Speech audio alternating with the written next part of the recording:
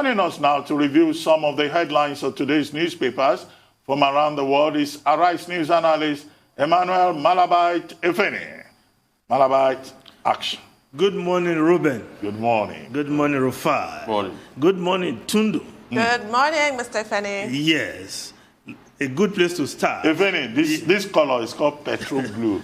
That's told you, Mr. Efene. that looks like indigo.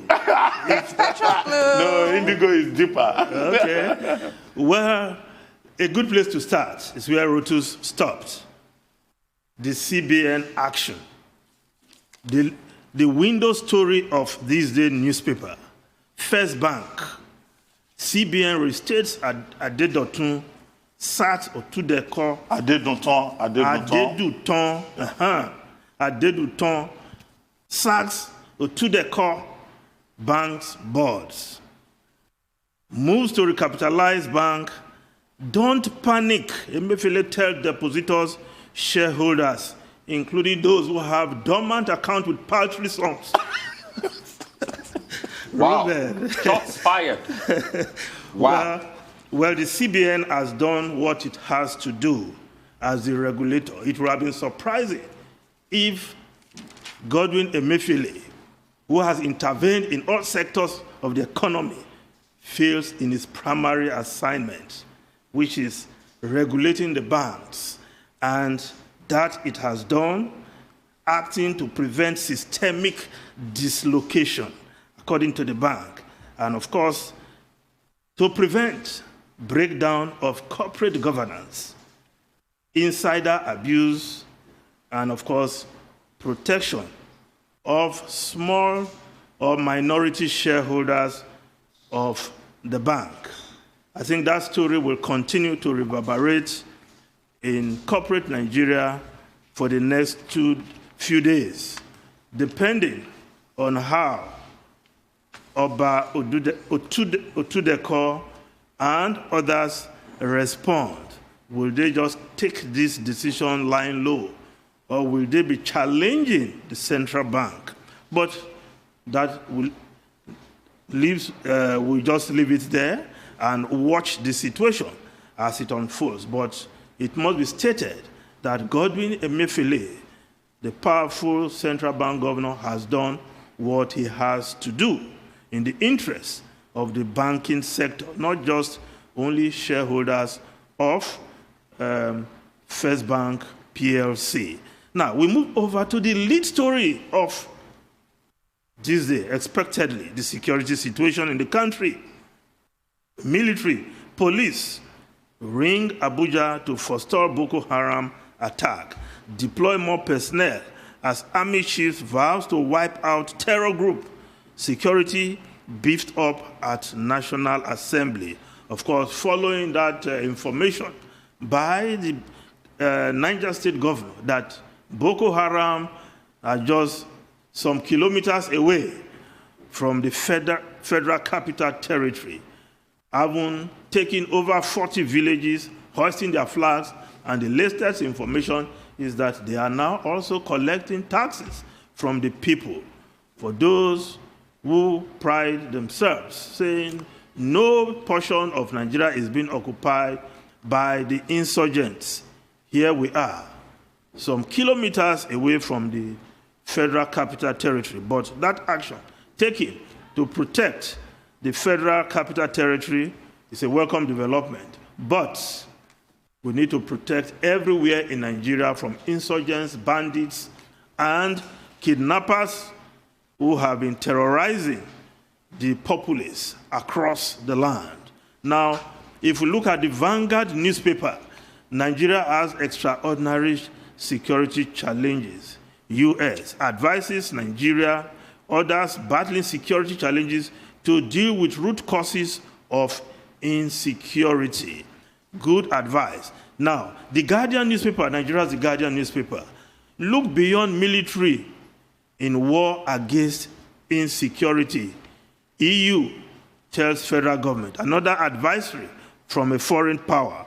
Falana queries Buhari's call for U.S. help outside AU ECOWAS. Experts disagree on Nigeria's invitation of AFRICOM. Masari, state of emergency won't address insecurity. Tight security at National Assembly over alleged threats. Rivers imposes dusk to dawn curfew. National Security Advisor. Security agencies will monitor threats at airports. Now, the Daily Sun newspaper, insecurity, war over emergency rule call.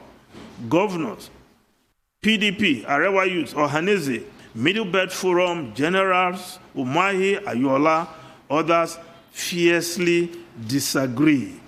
Now, the Daily Trust newspaper, impeachment, senators, reps divided as Afenifere backs Mbaka's verdict on Buhari, cleric confusing his congregation. According to the Arewa Consultative Forum, impeachment not solution, says Keita, Senator Keita, is playing politics with prophecy, APC. President can't be removed by mere call. Lawyers.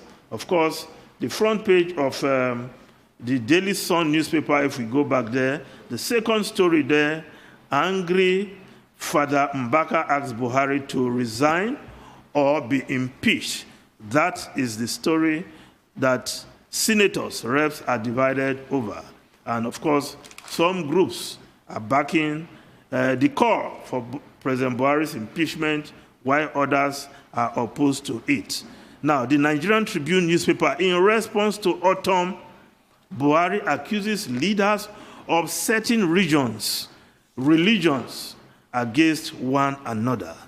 The lives of fellow citizens should not be desecrated by deploying them in political diatribe, which unfortunately appeared to be the intent of the string of emotional attacks and blame laid at the doors of the president for those killings by Governor Autumn. Well, Nigeria now a failed state, says Falana, country on life support, according to Governor Nyesom Wike of Rivers State. Well, the accusation from the presidency, I will say expected, but Governor Autumn has been very passionate about his people, and we saw it before the 2019 election when there were killings in Benue, how he also went about it, because if he's not sympathetic to his people, I don't know who will, and that is what he has done. But the presidency has its own position on that matter. Now, the Punch newspaper, Senate summons Minister Atahiru on 199 billion naira anti-terror fund spending. National Assembly Committee Chairman berates Ahmed for shunning invitation. Soldiers lamenting lack of weapons to fight insurgents, alleges panel. The Daily Times newspaper also has the same story. Senate summons Finance Minister, Chief of Army Staff over budgetary releases for war. Now, politics, New Telegraph newspaper, 2023 general elections may not hold. PDP calls for national confab on security. Nigeria burning, falling apart, Ekwere Madu. President has failed Nigerians for Mbaka. Buhari's government can't go down. Akpabio. Now, while the PDP is saying there can be no elections may not hold under the current security situation in the country, the Daily Independent newspaper is reporting that APC is moving on. APC under pressure to throw open 2023 presidential ticket. Zoning on Democratic deprives best aspirant, Kogi Party chair. Discarding it may cause problem for party, Lagos APC chair. And of course, we just move over to the foreign newspapers quickly. Now, we start with the Daily Mail newspaper of UK, the Daily Mail newspaper. What a boost for Britain. Vaccine for all over 40s, infections plummet, almost 50 million jabs given. Of course, the number of people falling ill with COVID have dropped to the lowest level since the pandemic began, in a huge boost for the UK. There are only 757 symptomatic cases a day in England, and the chance of getting infected is as low as 1 in 150,000 right now for those who have had both jabs. So good news for UK citizens. The Washington Post newspaper, growth speeds up in last quarter. Economy on verge of erasing losses. Yes, the US economy is gaining traction with as much as 6.4% growth in GDP in the first 3 months of this year. Of course, thanks to massive vaccination and, of course, massive stimulus spending by the federal government in the United States of America. So good one for President Joe Biden. Is ticking all the right boxes in his first 100 days in office.